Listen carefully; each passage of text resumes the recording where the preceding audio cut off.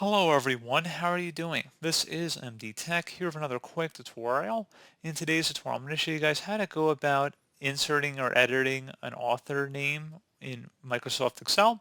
So this should hopefully be a pretty straightforward process here, guys. And without further ado, let's go ahead and jump right into it.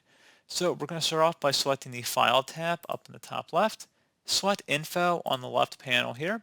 And on the right side, underneath related people in the author field, if there's any authors currently listed, you can go ahead and remove them by right-clicking and then selecting Remove User. Or you can just go ahead and just type in an author name in here and hit Enter to save that.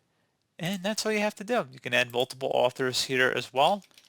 So pretty straightforward process, guys. Do hope I was able to help you out, and I do look forward to catching you all in the next tutorial. Goodbye.